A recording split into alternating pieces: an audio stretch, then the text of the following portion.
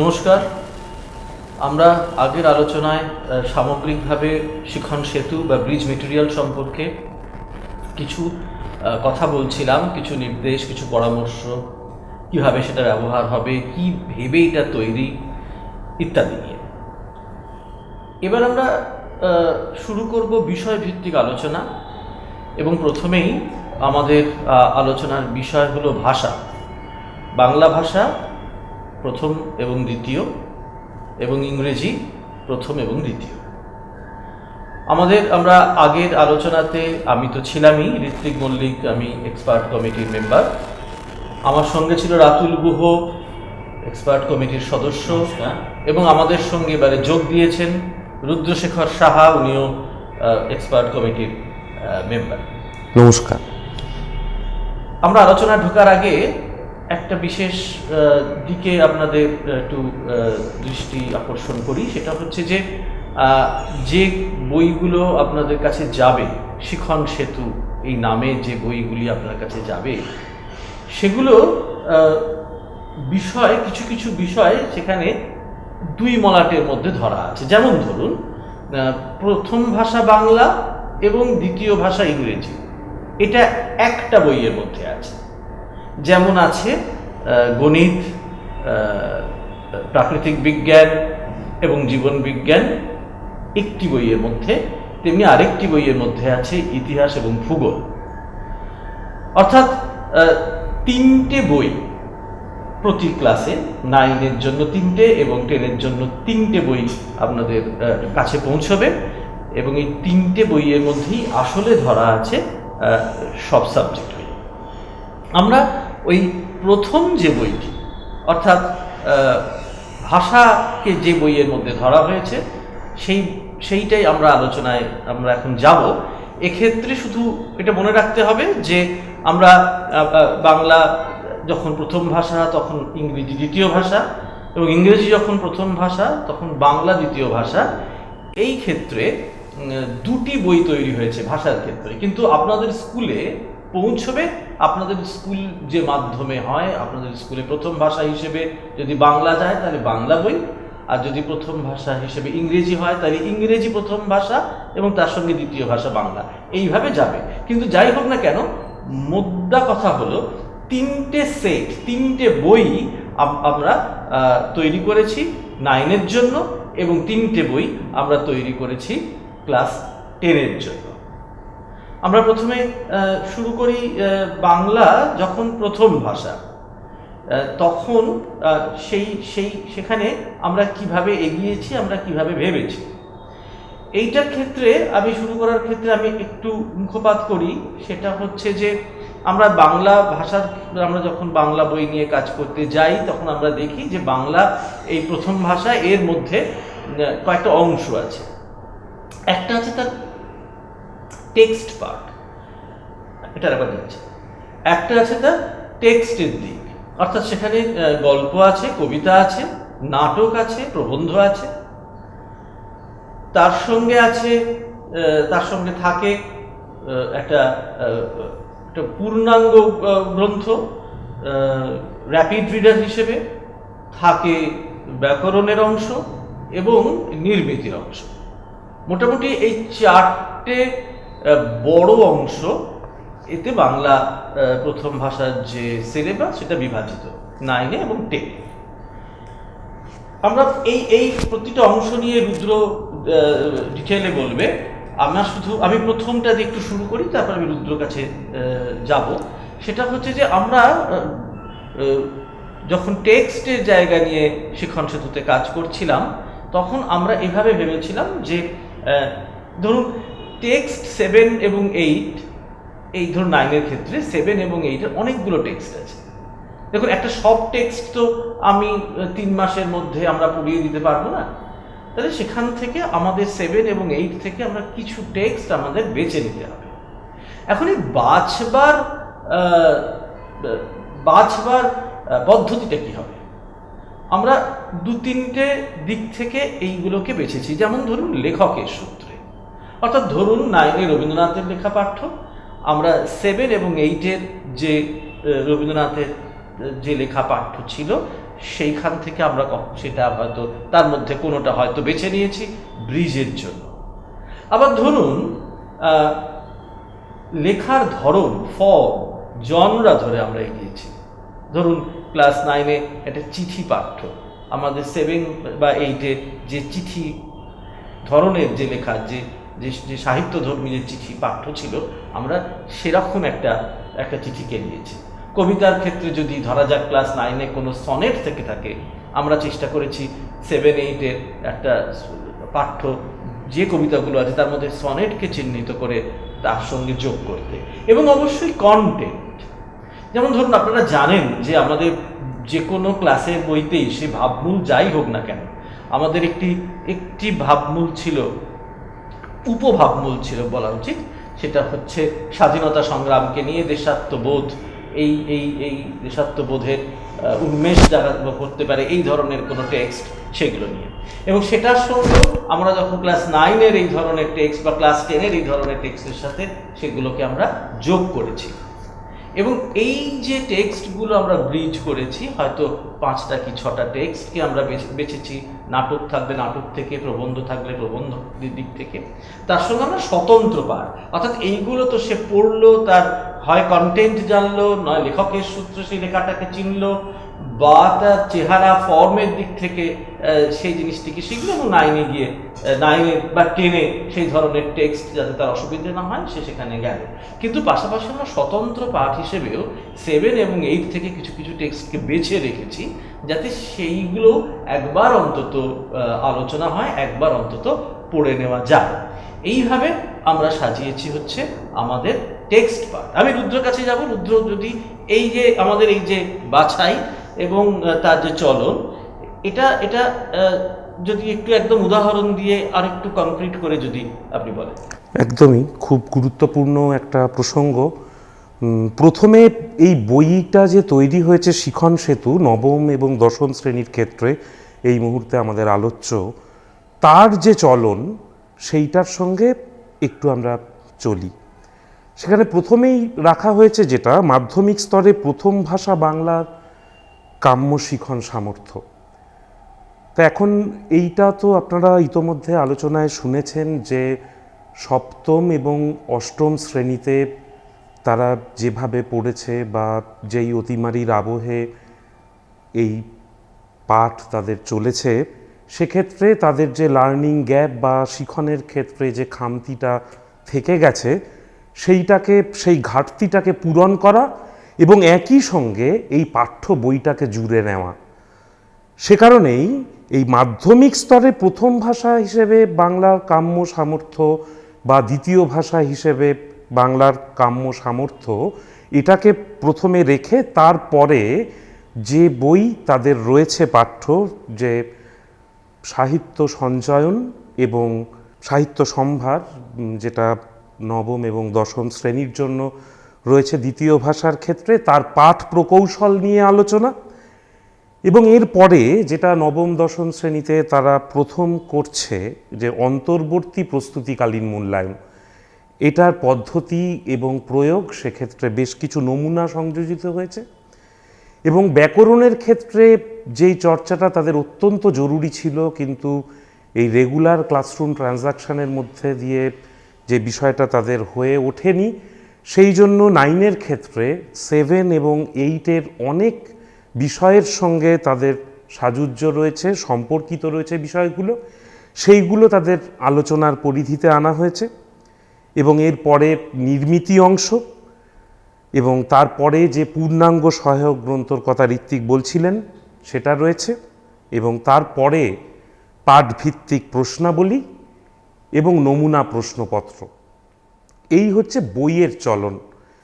কিন্তু এই যে সাহিত্য সঞ্চয়ন, পাঠ প্রকৌশল, এই বিষয়টা নিয়ে যখন আলোচনা রয়েছে, যেটা তাদের পাঠ্য বইয়ে থাকে না, সেটা হলো যে একটা গল্প, একটা উপন্যাসের অংশ, একটা কবিতা বা একটা নাটক সে যখন পড়ছে, বা একটা প্রবন্ধ, কোন কোন দিকে সে লক্ষ্য রাখবে, এই বিষয়টা একেবারে সূত্রাকারে তাদের কাছে পরিবেশন করা হয়েছে, যাতে এই পাঠটা পড়ার সময় তারা এই বিষয়গুলোকে দেখে নিতে পারে। একই সঙ্গে সে সাহিত্যগত দিকটা দেখবে, সে ভাষাগত দিকটা দেখবে এবং সংরূপগত দিকটা দেখবে, যার পরিচিতি তাকে এই ধরনের সংরূপ থেকে যখন তাদের প্রশ্নগুলো আসবে সে বিশেষ কোন কোন দিকে নজর রাখবে যাতে তার উত্তরটা সুন্দর এবং সার্থক হয়ে ওঠে। কিন্তু এক্ষেত্রে যেই সংযোগের কথা, যে ব্রিজিংয়ের কথা ঋত্বিক বললেন, যে এমন অনেক পাঠ রয়েছে যেখানে লেখকের সূত্রে বা তার ভাবগত দিক থেকে একটা যোগসূত্র রয়ে যাচ্ছে, কিন্তু নবম শ্রেণীর পাঠ্যক্রম পাঠ্যসূচির দিকেই যদি আমরা তাকাই প্রথম ভাষা বাংলার, সেখানে প্রথম টেক্সটটাই একটি মধ্যযুগের সাহিত্য থেকে নেওয়া, মুকুন্দ চক্রবর্তীর কলিঙ্গ দেশে ঝড় বৃষ্টি, বা যে অনুবাদ নাটকটি পড়ছে কালিদাসের ধীবর বৃত্তান্ত, বা লিও তলস্তয়ের একটি গল্প ইলিয়াস। এই ধরনের অনুবাদ সাহিত্য বা অনুবাদ নাটক বা মধ্যযুগের সাহিত্য ধারার সঙ্গে তার কিন্তু ইতপূর্বে পরিচিতি নেই। কিন্তু যখন সে দাম গল্পটা পড়ছে নারায়ণ গঙ্গোপাধ্যায়ের, তার মনে পড়বে এর আগের ক্লাসেই সে তার টেনিদা সিরিজের একটি বিখ্যাত গল্প বনভোজনের ব্যাপার, এই গল্পটি পড়ে এসেছে। বা যখন নব নব সৃষ্টি পড়বে, এই যে ভাষার বিভিন্ন দিক সৈয়দ মুস্তফা আলীর কলমে কিভাবে তার কুতুব মিনারের কথায় বা পথ চলতি রচনায় ফুটে উঠেছিল, সেই দিকটা তাকে দেখে নিতে হবে। হিমালয় দর্শন সে যখন পড়বে বেগম রোকেয়ার, তখন প্রবোধ কুমার সান্যালের দেবতাত্মা হিমালয়, যেটা তার সপ্তম শ্রেণীতে পড়ে আসার কথা, তার একটা সংযোগ সেতু এখানে নির্মাণ করা হয়েছে। অজিত দত্ত নোঙর কবিতাটা পড়ার সঙ্গে সঙ্গে এর পরের পাঠেই নবম শ্রেণীতে সে যখন খেয়া কবিতা পড়বে, তার একটা সংযোগ স্থাপিত হয়েছে। কিংবা ভাঙার গান কাজী নজরুল ইসলামের যখন পড়বে সে, তখন তাকে পূর্ববর্তী ক্লাসগুলোর, কখনো সেটা হতে পারে কাজী নজরুলের গান, কখনো দুটি গানের জন্মকথা বা শিকল পড়ার গান বা স্বাধীনতা সংক্রান্ত যেই রচনাগুলো তার ক্লাসে পাঠ্য ছিল, কখনো শহীদ যতীন দাস, কখনো মাস্টার দা, কখনো ননিবালা দুকরিবালা দেবী, এদের সম্বন্ধে। কিংবা যে চিঠির প্রসঙ্গটা ঋত্বিক উল্লেখ করলেন, স্বামী বিবেকানন্দ সেখানে ভগিনী নিবেদিতাকে একটি চিঠি লিখেছেন, এই যে চিঠি সংরূপটা, তার সূত্রে সে পূর্ববর্তী ক্লাসের ভানু সিংহের পদাবলিতে ফিরে যেতে পারে, সে সুভাষচন্দ্র বসুর লেখা দিলীপ কুমার রায়কে তার জেল জীবনের সেই অসামান্য চিঠির কথা স্মরণ করতে পারে, কিংবা মাইকেল মধুসূদন দত্ত ক্লাস 7-এ যে পাঠ্য রয়েছে ক্লাস 8-এ, বিদ্যাসাগর, গৌরদাস বসাক এবং রাজনারায়ণ বসুকে লেখা চিঠিগুলো, সেগুলো তার আলোচনার সূত্রে আসবে। যেমন এর পরেই রয়েছে আমরা কবিতাটা সত্যেন্দ্রনাথ দত্তর। এই বাঙালির যে মেধা, তার যে প্রতিভা এবং যে বিপুল উত্তরাধিকার এবং ঐতিহ্য আমরা বহন করে চলেছি, এর সূত্রে রবীন্দ্রনাথ ঠাকুরের ভারত তীর্থ কবিতাটা আলোচিত হতে পারে।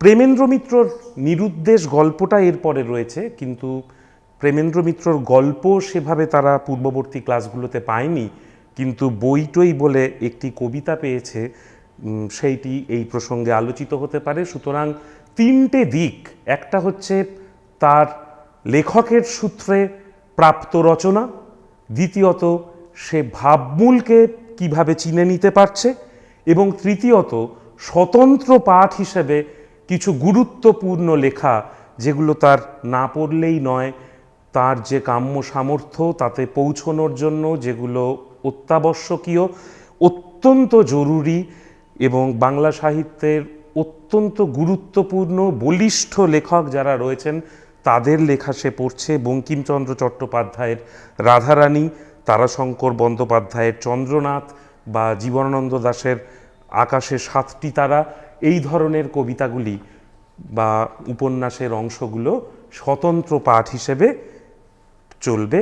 এবং দশম শ্রেণীর ক্ষেত্রে ঠিক এইভাবেই চলনটা রয়েছে, যে আশাপূর্ণা দেবীর কি করে বুঝবো গল্পটা তারা আগে পড়ে এসেছে, তারই সূত্র ধরে আলোচিত হবে যে একই লেখিকা সম্পূর্ণ ভিন্ন দুটি কলমে বা একটি শিশু বা কিশোরকে কিভাবে দেখছেন জ্ঞানচক্ষু গল্পে, সেটা আলোচিত হবে।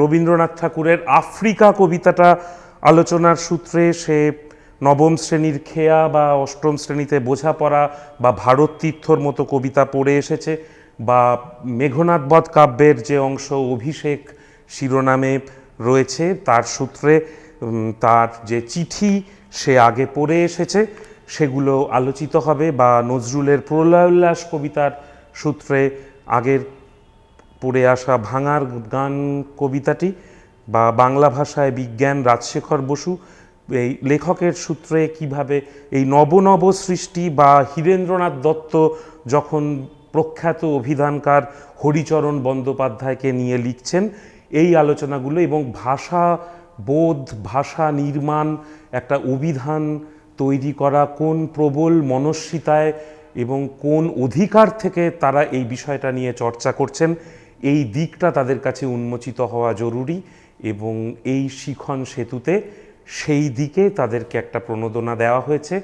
এবং দ্বিতীয় ভাষা বাংলার ক্ষেত্রে বলি, প্রতিটি পাঠ ধরে তার যে একটা সংক্ষিপ্ত সার বা একটা প্রবেশক, এটা প্রথম ভাষা বাংলার ক্ষেত্রে তৈরি করা হয়েছে, দ্বিতীয় ভাষা বাংলার ক্ষেত্রেও সেটা রয়েছে, কিন্তু এর সঙ্গে সেই লেখক পরিচিতি বা তথাকথিত অপরিচিত বা অজানা শব্দের অর্থ, সেই রচনার একটি সংক্ষিপ্ত সার, এবং যেটা খুব জরুরি, যেটা দুটো বইয়ের ক্ষেত্রেই রয়েছে, দুটো ভাষার ক্ষেত্রেই রয়েছে, যে প্রশ্ন কাঠামো রয়েছে পর্ষদ অনুমোদিত, এবং যেভাবে তারা তাদের পরীক্ষায় প্রশ্ন লিখতে তার উত্তর দিতে হবে তাদের, সেইভাবেই সেই প্রশ্ন কাঠামোকে মেনে প্রশ্নপত্র তৈরি করা হয়েছে। এবং একেবারে শেষে যে প্রশ্নপত্রের যে নম্বর বিভাজন,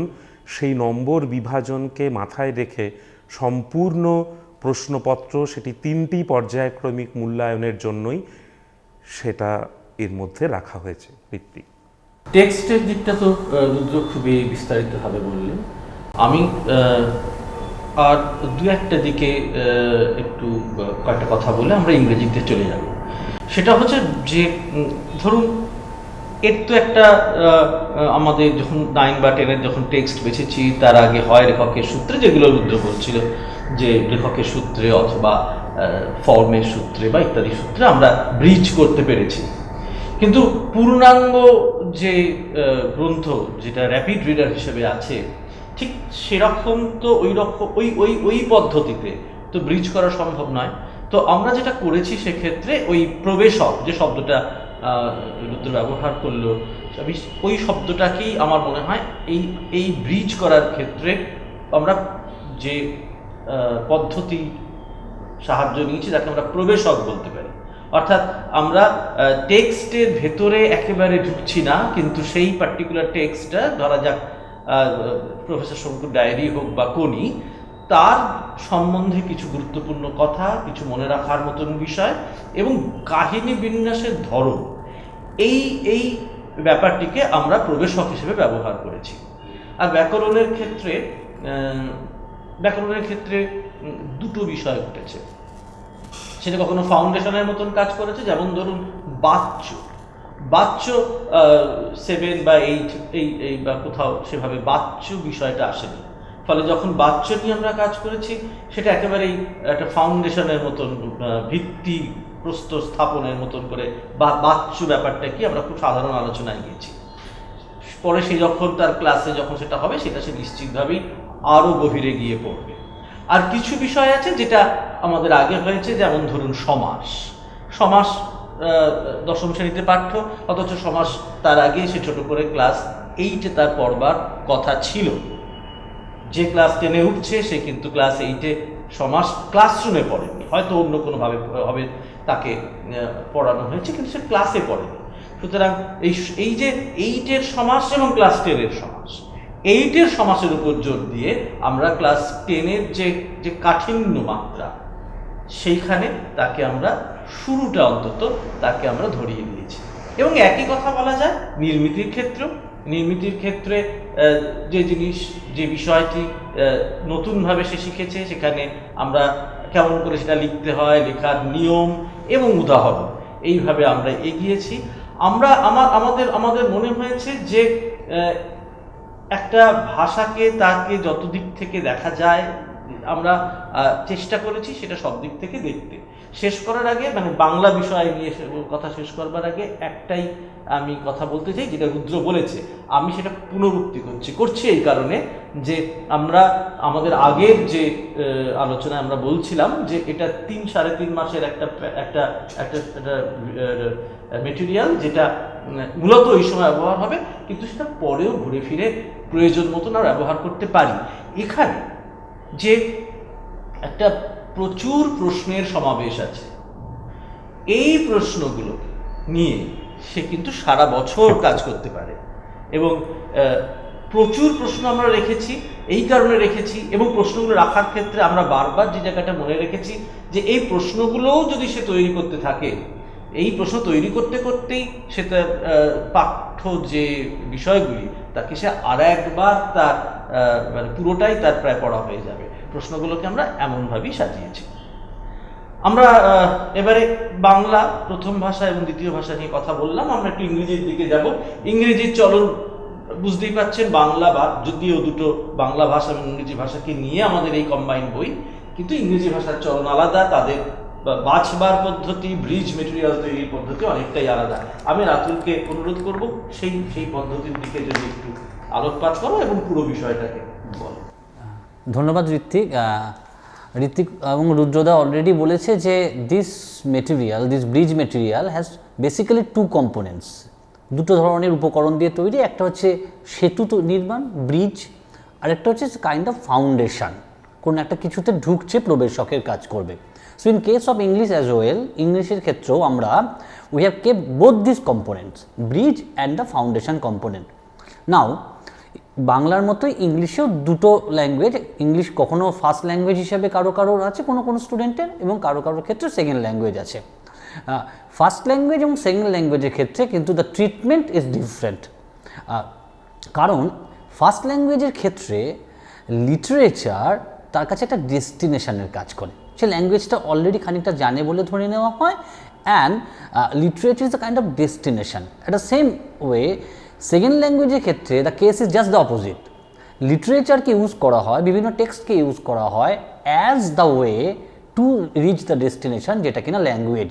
সো ফার্স্ট ল্যাঙ্গুয়েজের ক্ষেত্রে আমরা লিটারেচারকে ট্রিট করেছি অ্যাজ ডেস্টিনেশন, তার এস্থেটিক ভ্যালু পাওয়া, তার ইমাজিনেটিভ কোয়ালিটি বুঝতে আস্বাদন করতে পারা, কেননা সেই ল্যাঙ্গুয়েজটা খানিকটা জানে বলে ধরে নিচ্ছি, অ্যাজুমড। এবং সেকেন্ড ল্যাঙ্গুয়েজের ক্ষেত্রে সো ইটস অ্যাজুম যে লিটারেচারটা would work as a kind of a way to reach the destination, যেটা কিনা তার অ্যাপ্লিকেশন অফ ল্যাঙ্গুয়েজ। তাই ফার্স্ট ল্যাঙ্গুয়েজের এই ইংলিশের ব্রিজ মেটেরিয়াল করার ক্ষেত্রে আমরা কিন্তু তার টেক্সটগুলোর থিম, সেই ধরনের থিম সে আগে পড়েছে কি না, এবং সেই থিমে প্রবেশ করার ক্ষেত্রে to deal with the theme, what are the necessary issues to be taken care of, অথরের তার সম্বন্ধে কতটা জানলে, মানে তার সাথে কতটা অ্যাকুয়েন্টেন্স হলে টেক্সটটা পড়তে সুবিধা হবে, একটা টেক্সটের analytical point of view, those things have been taken care of. এবং আমরা যখন ইংলিশ ফার্স্ট ল্যাঙ্গুয়েজের টেক্সটগুলোকে ডিল করেছি, আমরা কিন্তু তার এস্থেটিক টাচটা, তার লিটারেরি পয়েন্ট অফ ভিউগুলো, those things have been discussed in a very detailed manner, and there are many questions followed by the discussion. In case of second language the treatment is different. আমরা class 9 and 10-এর bridge material তৈরি করার ক্ষেত্রে আমরা কিন্তু 2 things we have kept। আমরা class 9-এ এবং class 10-এ এর সজ্জাটা, যেভাবে আমরা চলনটা দেখিয়েছি, that is also different in case of English second language. The development of English second language in case of class 9 and in case of class 10 is different. Class 9-এ আমরা component ধরে ধরে এগিয়েছি। So class 9-এর bridge materialটা is basically divided into 3 parts. কি আছে? The first part is grammar vocabulary area, the second part is writing area, and the third part is comprehension area. So class 9-এর bridge মেটেরিয়ালটার যে স্ট্রাকচারটা এইরকম, grammar vocabulary followed by writing followed by comprehension, reading comprehension. কিন্তু in case of class 10 আমরা component ধরে না গিয়ে আমরা বাই লেসেনে গিয়েছি, কারণ তাকে মাধ্যমিকের জন্য they have to be prepared for Madhyamik examination. So এই জায়গাটা যারা সেকেন্ডারি লেভেলে আপনারা class 9 and 10, when you get the bridge material, you will see the bridge material for class 9, the structure of bridge material for class 9 হচ্ছে grammar vocabulary followed by writing followed by reading comprehension, and in class 10 the material is divided into lesson 1 lesson 2 follow করে করে গেছে। এই জায়গাটা একটু খেয়াল রাখবেন। we have done it keeping the মাধ্যমিক প্যারামিটার in mind, যে মাধ্যমিকের জন্য যেন ক্লাস 10 এক্সামিনেশন ওরিয়েন্টেড হয়েছে, মাধ্যমিক এক্সামিনেশনের কথাটা মাথায় রেখে তৈরি হতে পারে। That's one thing. Second thing is that আমরা as the name suggest bridge material, we had to incorporate certain issues which are not accommodated in the regular syllabus of class 9 and class 10. আমাদের class 9 and class 10 এর regular সিলেবাসের যে component বা expected learning আউটকামকে deal করা হয়নি, কিন্তু সেগুলো আমরা ব্রিজ মেটেরিয়ালে ইনকর্পোরেট করেছি। কেন? Now that is the philosophy of the bridge material. Say for an instance ধরে নিলাম সেকেন্ডারি লেভেলে তার আছে যে সে ন্যারেশন করতে পারবে। Now class 9-10 সে narration করতে পারবে। Now to do narration, if I have to go well with narration, আমাকে যদি direct স্পিচকে I have to convert it into indirect speech, তাহলে কিন্তু I need to know the types of sentences, সেটাকে assertive, interrogative, imperative, optative, exclamatory, I need to know these sentences, তাদের function কী। এটা না জানলে কিন্তু আমি ন্যারেশন করতে পারবো না। নাও ফর ইনস্ট্যান্স ধরুন 7-8 লেভেলে সে টাইপস অফ সেন্টেন্সটা পড়েছে, এবং সিলেবাসটা এইভাবেই তৈরি ছিল, এটা এক্সপেকটেশন নিয়ে যে 7-8-এ সে টাইপস অফ সেন্টেন্স পড়েছে, 9-এ গিয়ে সে ন্যারেশন করতে পারবে। But because of the physical absence in the school due to pandemic, তার 7-8-এ in spite of all the effort there might be some learning gap. So 7-8-এ তার পড়ার কথা ছিল হয়তো টাইপস অফ সেন্টেন্স, যেটা this is for just an example, যার ফলো আপ হিসেবে সে 9-এ ন্যারেশন করবে। তাই আমরা 9-এ যখন ব্রিজ মেটেরিয়ালে ন্যারেশন নিয়ে ডিল করছি, তার আগে কিন্তু টাইপস অফ সেন্টেন্সটাকে ইনকর্পোরেট করে দিয়েছি। যদি এটা ধরে নিয়ে assuming there might be some learning gap in case of learning the types of sentences because they were not physically present in the school, এই ধরনের জিনিসগুলো কিন্তু আমরা করেছি। সে ফর ইনস্ট্যান্স প্যারাগ্রাফ রাইটিংয়ের ক্ষেত্রে আমি হয়তো ক্লাস 9-এও প্যারাগ্রাফ আছে, ক্লাস 10-এও প্যারাগ্রাফ আছে, 8-এও হয়তো আছে, 7-এও আছে। এবার 7-8-এ প্যারাগ্রাফটা হয়তো সেই এজের লেভেলে করা হয়েছে, ক্লাস 7-8 লেভেলের প্যারাগ্রাফটা ডিল করা হয়েছে, এবং 9-এ 9-এর মতো করে আরেকটু হাই এন্ডে বলা হয়েছে, আরেকটু গ্রেডেড ম্যানারে হয়তো একটু হায়ার চ্যালেঞ্জের জিনিসপত্র were incorporated. But in the bridge material আমরা প্যারাগ্রাফের যে এরিয়াটা রয়েছে সেখানে কিন্তু we have started off with the level of class 7-8, so that 7-8-এর যে এক্সপেক্টেড লার্নিং আউটকামের জন্য যে এরিয়াটা তার থাকা দরকার, যে লার্নিংটা তার থাকা দরকার, সেটা কিন্তু একবার রিইনফোর্সড হয়ে যায় through bridge material before class 9 or 10 level. So for instance যদি আমাকে রিডিং কম্প্রিহেনশনের ক্ষেত্রে আমার 7-8-এ যে ধরনের কম্প্রিহেনশন আছে, আমার 9-10-এ হয়তো তার থেকে একটু হাই এন্ডের কম্প্রিহেনশন আছে, একটু হায়ার চ্যালেঞ্জের। আমরা কম্প্রিহেনশানে এই দুটো কম্প্রিহেনশান দিয়ে থাকি তার প্র্যাকটিসের জন্য। আমরা একটা হয়তো দিয়েছি 7-8 লেভেলের ফলোড বাই একটা তার লেভেলের, তার মানে 9-এ যদি আমার there are two comprehension passages for working out, so one has the quality or difficulty level of class 7-8, other has the difficulty level of class 9। এইভাবে প্রত্যেকটা কম্পোনেন্টের ক্ষেত্রেই প্রত্যেকটা পয়েন্টেই আমরা সেই ধরুন ক্লাস 9-এর for in case of class 9 যে difficulty level has to be is expected, আমরা তার আগে 7-8-এর লেভেলের কিছু জিনিস ইনকর্পোরেট করে নিয়েছি, বিকজ ইটস ভেরি ইম্পর্টেন্ট। মানে আমি যদি কেন ব্রিজ মেটেরিয়াল কথাটা আসে কেন, যদি আমাকে পাস্ট পারফেক্ট টেন্স জানতে হয়, আমাকে অবশ্যই প্রেজেন্ট পারফেক্ট টেন্স জানতে হবে। এবার কোনো একটা ক্লাসে পাস্ট পারফেক্ট টেন্স আছে, তার আগের ক্লাসে হয়তো প্রেজেন্ট পারফেক্ট টেন্সে শিখে এসছে, কিন্তু আমাকে ব্রিজ মেটেরিয়াল করতে গেলে আমাকে প্রেজেন্ট পারফেক্টটা ঘুরেই পাস্ট পারফেক্টে আসতে হবে, যে ওই প্রেজেন্ট পারফেক্টটা যে তাকে রিইনফোর্স করিয়ে দিচ্ছি, here comes the quality of bridging. করে যখন আবার পাস্ট পারফেক্টে আসছি, here comes the quality of foundation. Now this way we have balanced bridge material component along with foundational component as well. এখানে একটা কথা, in this particular bridge material শিখন সেতু আমরা দুটো জিনিস খুব ইম্পর্টেন্টলি খেয়াল রেখেছি, রাদার থ্রি থিংস। আমরা অনেক ডায়াগ্রাম ইউজ করেছি, there have been so many diagrams used in this particular bridge material, কারণ ডায়াগ্রামেটিক্যালি, কারণ see we are calling it the accelerated learning package as well, কারণ লাস্ট 2 বছরে যা হয়েছে, you can't take the entire thing, the whole thing over here in class 9 or in class 10. So we have taken the very important, very those indispensable expected learning outcome, এবং সেগুলো বাছাই করার ক্ষেত্রে we have found যে পুরোটাকে যদি detailed ম্যানারে করতে হয়, so it becomes with thick fat. So আমরা সেই বার্ডেনটা স্টুডেন্টকে দিতে চাইনি।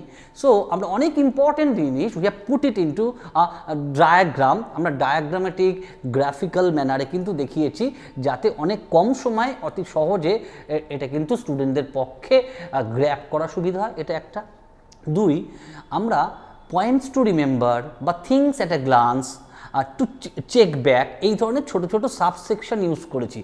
চেক ব্যাকটা কীরকম, ধরুন কোনো একটা কিছু শুরু করার আগে লাস্ট ক্লাস 2টো ক্লাসে যেটা হয়েছে সেটাকে একবার রিইনফোর্স করে নেওয়া, সো চেক ব্যাক। হয়তো পুরোটা দেখার পর পুরো জিনিসটাকে আরেকবার ডায়াগ্রামেটিক ম্যানারে মনে রাখা দরকার, so points at a glance. এই জাতীয় সাবসেকশনগুলো কিন্তু আমরা আমাদের এই কম্পোনেন্টে we have added, we have included subsections like check back, things at a glance, points at a glance, certain things like that. And after the each component, after deliberation of each component, after discussion of each component, আমরা কিন্তু we have kept an activity section. যে activity sectionটা would help us to understand whether the students could achieve the expected learning outcome of that particular topic or chapter. প্রত্যেকটা component বা টপিকের শেষে আমরা activity রেখেছি, যে অ্যাক্টিভিটিগুলো would help us to evaluate যে সে সত্যি এই আউটকামটা অ্যাচিভ করতে পেরেছে কি না।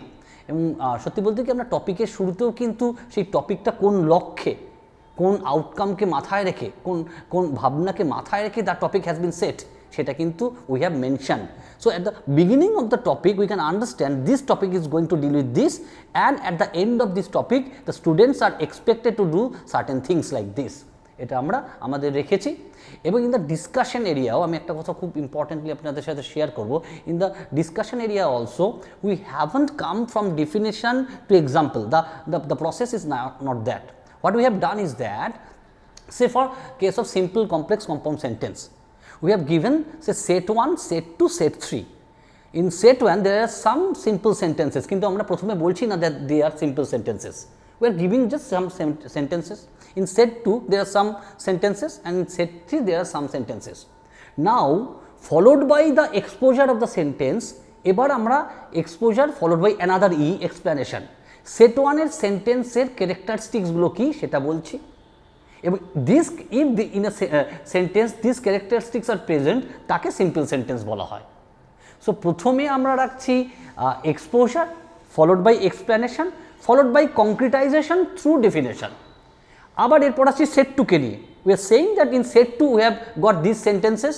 নাও in this sentences we are finding this characteristics are present, এইভাবে এক্সপ্লেন করছি। And followed by this explanation we are concretizing it through definition that if in a sentence these particular components are present, we call it a complex sentence. এইভাবে কিন্তু ডেলিভারেশনটা চলছে। আবার একই সাথে এই simple complex compound সেন্টেন্সটা start করার আগে, before commencing the simple complex compound sentence, it's very important যে আমার ক্লজটা জেনে থাকা দরকার। নাও ক্লজ কম্পোনেন্টটা হয়তো সে আগের 2টো ক্লাসে করে আসার কথা, কিন্তু we have accommodated clause also before the beginning of simple complex compound sentence, because ওই ক্লজের এরিয়াটা would work as bridge material। আর যখন সে একেবারে তার রেগুলার এই পয়েন্টটাই চলে আসছে সিম্পল কমপ্লেক্স কম্পাউন্ড, এটা তার কাছে ফাউন্ডেশনাল মেটেরিয়াল হিসাবে কাজ করছে। So there is a balance between bridge component and foundational component in this Shikhon Setu for class 9 and class 10, and there are activities which will help you to evaluate, to understand whether the children, whether the students have really grabbed the outcome expected out of the topics. এবং আমাদের মনে হয় এই particular মেটেরিয়ালটা Hrithik, রুদ্রদা যেমনভাবে বলছিলেন যে প্রথম 100 days বা 3.5 months করেই শুধু শেষ নয়, যখন যেমন দরকার, as and when required, you please use this material keeping close connection with the regular syllabus, regular textbook. আপনার ইভ্যালুয়েশনের সময় হোক, প্রথম 3-3.5 মাস তো বেসিক্যালি এটাই পড়া হবে। সো প্রথম সামেটিভের ইভ্যালুয়েশনটা কিন্তু এখান থেকেই হবে, এবং এরপরে with the passage of time যখন আপনি অন্য ক্ষেত্রেও যখন মনে হবে যে রেগুলার সিলেবাসের সাথে এটাকে কানেক্ট করবেন, করে নেবেন। এবং আপনার যদি মনে হয় ইভ্যালুয়েশনের ক্ষেত্রে ওই ব্রিজ মেটেরিয়ালকে will use it for evaluation for second বা third summative evaluation, you can use that. So then Ritwik বলছিল একটা কথা খুব ইম্পর্টেন্ট, দুটো ওয়ার্ড ইউজ করেছে ঋত্বিক অ্যান্ড রুদ্রদা। একটা হচ্ছে the flexibility, the basic flexibility, the basic component of the material is that flexibility. আপনি আপনার ক্লাসে, আপনার এরিয়ায়, আপনার স্টুডেন্টদেরকে নিয়ে কাজ করতে করতে আপনি বি ফ্লেক্সিবল, আপনার যেমনভাবে মনে হবে এই মেটেরিয়ালটাকে কাজে লাগান, দ্যাটস ভেরি ইম্পর্টেন্ট। কিন্তু এমনভাবে কাজে লাগান, ঋত্বিক আরেকটা কথা আগের সেশনে বলছিল, যে জার্ক, যে 2 বছরের ফিজিক্যাল অ্যাবসেন্সের পর স্কুলে আসার পর তার যে একটা সোশ্যাল, তার যে একটা ইমোশনাল, তার একটা পেডাগগিক জার্ক হয়, সেই জার্কটাকে যতটা কনভার্ট করা যায় স্মুথনেসে, জার্কটাকে রিপ্লেস করা যায় স্মুথনেস দিয়ে, এই ব্রিজ মেটেরিয়াল আশা করি শিখন সেতু সেই ব্যাপারে অনেক সাপোর্টিভ হবে। And this bridge material we expect to be very successful, very popular among the teachers, among the students in achieving its aim. Thank you Ritwik. আমাদের আলোচনা তো প্রায় শেষ, বুঝতেই পারছেন। একটা জিনিস খেয়াল রাখবেন, এই যে ধরুন সেটা বাংলা ভাষাই হোক বা ইংরেজি ভাষাই হোক, চলন ভিন্ন হলেও আমাদের এই শিখন সেতু এর চেহারা কিন্তু সাধারণভাবে যে আমাদের টেক্সট বই তার সঙ্গে আলাদা। তার কারণ এতক্ষণে আমাদের আলোচনা থেকে আপনারা নিশ্চয়ই বুঝে গেছেন। ফলে এই নতুন চেহারার যে একটা মেটেরিয়াল, এইটাকে কিন্তু একটু বিশেষ যত্নের প্রয়োজন, বিশেষ যাকে বলে হোমওয়ার্কের প্রয়োজন, একটু বুঝে নেওয়া দরকার প্রথমেই জিনিসটা পেয়ে, যে এইটা কিভাবে ক্লাসরুমের মধ্যে আলোচিত হবে, কিভাবে ব্যবহৃত হবে। আমাদের এই কাজটি আপনারা, আমি আগেও বলেছি, আগের সেশনে বলছিলাম যে এর কোনো নমুনা আমাদের সামনে ছিল না। এই অভূতপূর্ব মহামারীর ফলে আমাদের এই পরিস্থিতিতে এই বইগুলো করতে হয়েছে। ফলে এইগুলো একেবারেই আমরা বেশ কয়েকজন মিলে বসে আলোচনা করে আমরা এই চেহারায় এসেছি। এবং এটুকু শুধু আপনাদের জানাই যে এই কাজ করতে গিয়ে, খুব দ্রুত সময়ের মধ্যে এই কাজ করতে গিয়ে আমাদের সঙ্গে অনেকজন শিক্ষিকা, শিক্ষক এবং রিসোর্স পার্সন তারা আমাদের সঙ্গে কাজ করেছেন। এই অবসরে আমরা তাদেরকে আমরা ধন্যবাদ জানাচ্ছি, আমাদের কৃতজ্ঞতা জানাচ্ছি বিশেষজ্ঞ কমিটির পক্ষ থেকে। আমরা কৃতজ্ঞ পশ্চিমবঙ্গ সরকারের বিদ্যালয় শিক্ষা বিভাগের কাছে, আমরা কৃতজ্ঞ পশ্চিমবঙ্গের সমগ্র শিক্ষা অভিযান এবং অবশ্যই মধ্যশিক্ষা পর্ষদের কাছে। আশা করব আমাদের এই প্রচেষ্টা, এই প্রয়াস সফল হবে, কেননা 9-10 সামনেই মাধ্যমিক, তাদের ক্ষেত্রে আমাদের এই ব্রিজ মেটেরিয়াল সত্যি একটা সেতু বন্ধনের কাজ করুক, এই আমাদের প্রত্যাশা। ধন্যবাদ।